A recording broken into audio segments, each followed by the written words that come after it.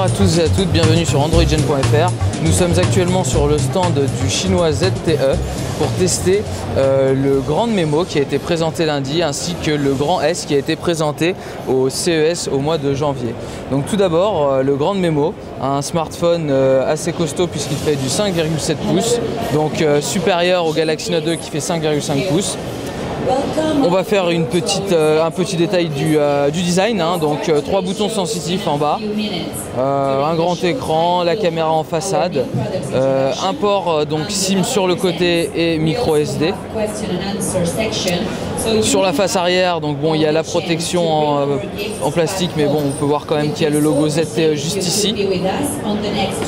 L'appareil photo, la petite enceinte, bon voilà.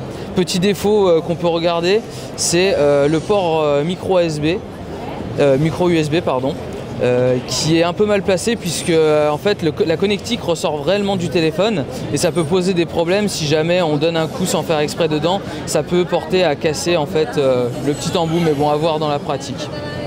En ce qui concerne l'interface, le téléphone s'allume par le bouton du dessus. Soit nous pouvons choisir de swiper et d'ouvrir un menu de raccourci, soit nous pouvons choisir de rester appuyé dessus et de déverrouiller le smartphone. Niveau interface, le ZTE a beaucoup misé sur de grands widgets, hein, qui sont souvent propres à sa surcouche. Donc bien sûr c'est une surcouche Made in ZTE. Rideau des notifications, donc il y a la partie notification avec les paramètres et une partie raccourci. Il est possible d'éditer pour rajouter des applications en raccourci. L'interface au niveau du clavier, donc c'est assez intéressant puisque comme certains autres constructeurs, ZTE a pensé que comme son téléphone était grand, il était possible pour les droitiers ou les gauchers de choisir l'emplacement du clavier afin d'avoir une meilleure adaptabilité pour son pouce, qu'on puisse atteindre tout le clavier. En ce qui concerne le clavier des SMS, il y a un raccourci pour activer ou désactiver directement la correction, ce qui peut être pratique. Il y a également une petite option ici qui nous permet de choisir des imports et un mode de clavier. Ça peut être pratique, de partager également de la saisie. En ce qui concerne le visuel, le constructeur nous propose plusieurs interfaces via un launcher. Il faut que je retrouve le launcher.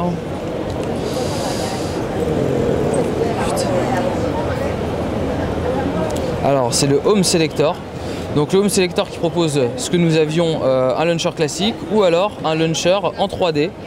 Donc avec des widgets qui sont en 3D. La fluidité parfois peut du coup en pâtir puisque le téléphone, même s'il est doté d'un S800 Snapdragon, il n'a que 1 Go de RAM. Alors pourquoi ce choix, on ne sait pas. Bon, ça reste correct, hein, mais c'est vrai que ça peut manquer de fluidité. On a fait un test Antutu et le smartphone plafonnait à peu près 17 000, alors que les nouveaux téléphones dotés d'un S600, donc qui est la gamme en dessous, montent facilement à 23 000 à 24 000. Donc il faudra voir par la suite, lors des tests concrets avec une version finale du téléphone, ce que cela peut donner. Donc pour l'instant, pour cette prise en main du ZTE Grand Memo, on peut dire que le téléphone est quand même assez costaud. Le constructeur a essayé d'adapter sa surcouche pour faciliter la manipulation. Et il va falloir voir en test ce que ça donne. Nous continuons notre test sur le stand de ZTE avec cette fois-ci le ZTE Grand S qui a été annoncé donc au mois de janvier. Donc ce ZTE qui a un design assez proche du Grand Memo avec un écran légèrement surélevé par rapport à la coque.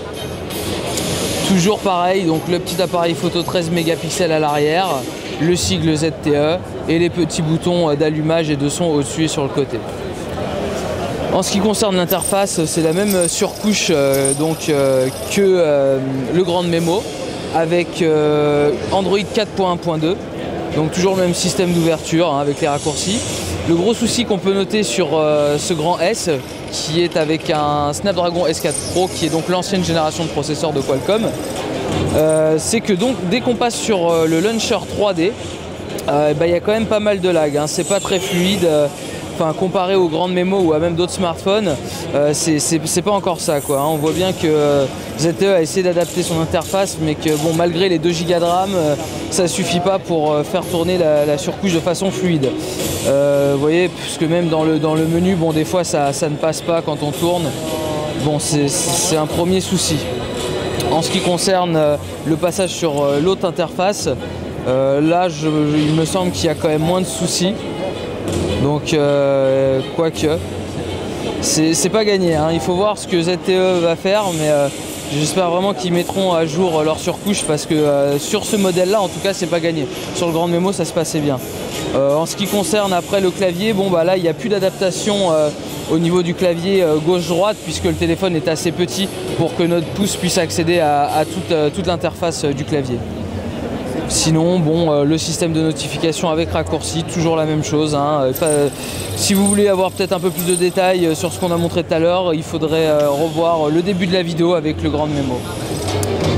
Pour conclure, si nous voulons voir globalement les deux smartphones qu'a présenté ZTE cette année, nous pouvons dire que le Grande Memo est un objet assez bien fini, avec une interface assez particulière, peu intuitive, mais tout de même bien pensée, avec le clavier qui s'adapte par rapport à la grande taille de l'écran.